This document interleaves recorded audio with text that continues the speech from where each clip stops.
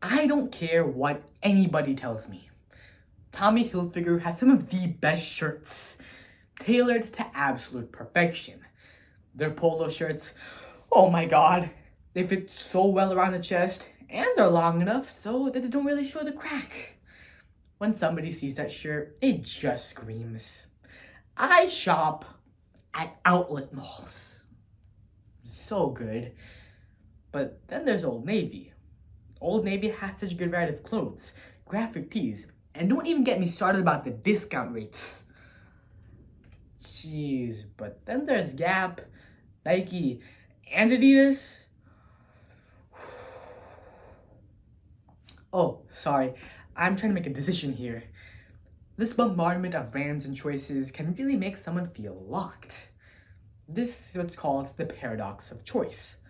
According to Professor Barry Schwartz, it's a phenomenon that too many choices ends up sabotaging our decision-making process and the way we feel about our decisions. Sounds crazy, but hear me out. To put it short, too much choice is a bad thing. This feeling of stress and anxiety caused by too many choices hurts us. Nobody feels nervous walking into a Tommy H.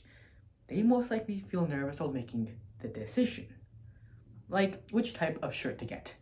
Should I get collared casual, polo, t-shirt, solid poplin, solid Oxford, Tommy Hilfiger x Shawn Mendes crew neck sweatshirt?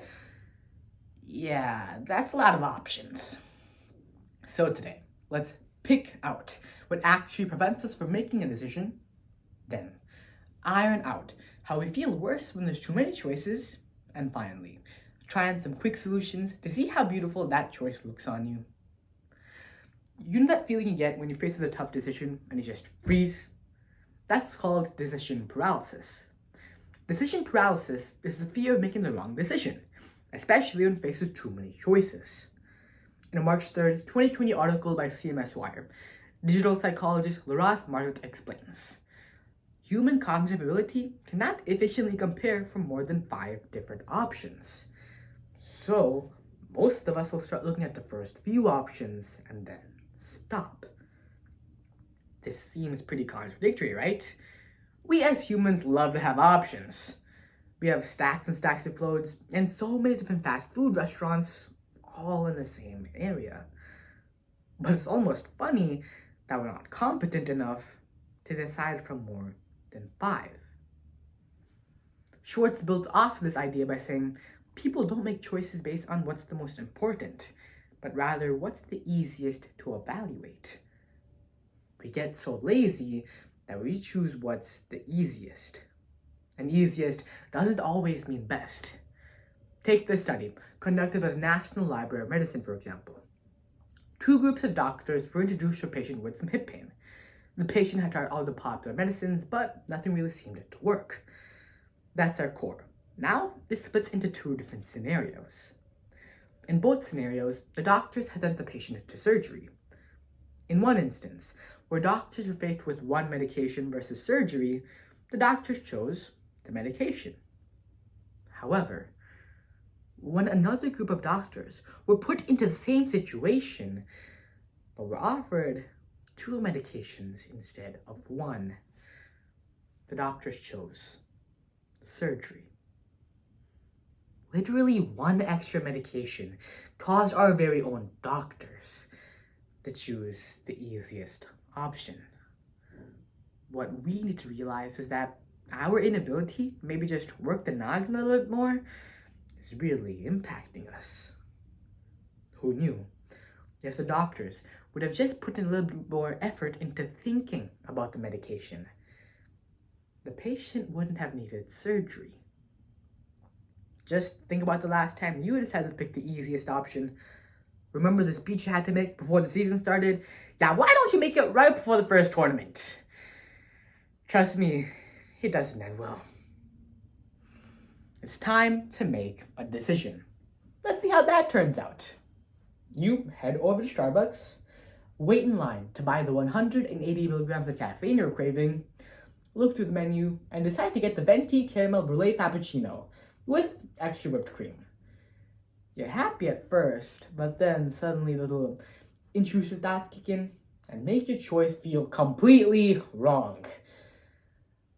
I'm not one to judge, but I think that the main problem is you going to Starbucks in the first place. This post-decision thinking we can get something I like to call the "what the heck am I feeling" syndrome. In a January 18th, 2018 article by Neurofield, Dr. Everett Semigen says, the brain does not focus on what it has, but rather what it does not have. Our brains are greedy. It wants the best and most for us. But we're so paranoid of making the wrong decision that even if we did make the right decision, we still wouldn't be satisfied. Imagine how damaging this could be. You just spent a long time deciding on what you should major in college, and you finalized it. But then a wave of negative emotions flood in. Anything could happen at that point. The decision could be changed. Self-blame could kick in and make you feel horrible, or even worse things. Our vision of perfection and meeting expectations isn't a goal anymore. It's the boogeyman. We're so worried about running from this boogeyman that we forget we can still live, even if our lives are slightly imperfect. You know the root of this problem? We just hate feeling bad about our decisions, so we avoid them. Oxford philosophy professor Johnny Thompson says this the best. Of course we make the decision just after we consider the 5,243 factors. We dodge so many decisions based off the factors alone. But how can we dodge the life-changing ones?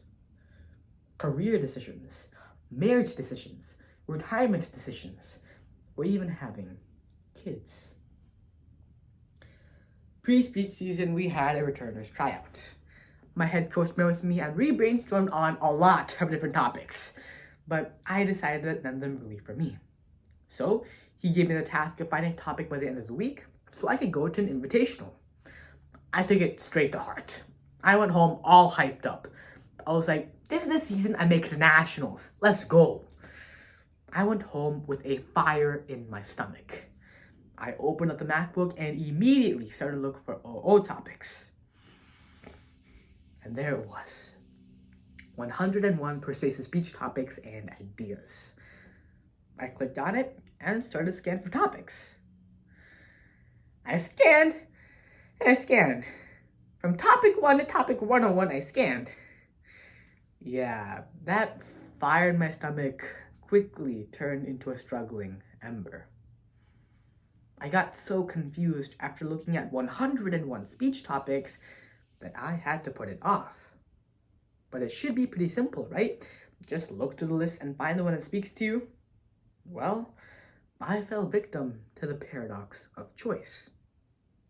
So, how can you not make the blunder of surrendering to this dang 101 speech topics and make the choice confidently? Well, I have 3 strategies. Rather than trying to get the best thing possible, try to get what's good enough. Number 1, be a satisficer. And yes, satisficer is a real word. Short says that to satisfice is to settle for something that's good enough and not worry about the possibility of anything else. By no means is being a satisficer someone who settles for less, but rather someone who knows what they want and gets what's good for them.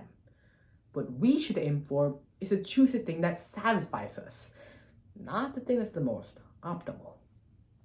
Number 2, we gotta lower our expectations. I've been saying this over and over again, but our expectations are seriously taking away from our decision-making skills. If we just relax, we'll realize that our expectations are breathtakingly high and we're way too hard on ourselves. So don't get excited before the decision, get excited after. Number 3, practice making decisions efficiently. If you're able to make efficient decisions without worrying, it's like unlocking a cheat code. Rather than leaving this room and scrolling through your phone, why don't you make the much more efficient decision and practice your speech again, or reflect on how you did this round and feel better about your choice. These tiny day-to-day choices we encounter can really mess with us. Clearly, this problem isn't just limited to Tommy Hilfiger or Adidas at some outlet mall. This thing can pull a sneak attack on us anywhere and anytime. So today, we've seen how this influx of choice has damaged our decision-making process and the way we feel about our decisions. So the next time you walk into that Tommy Hilfiger, don't worry about the other brands. That shirt is going to fit you just fine.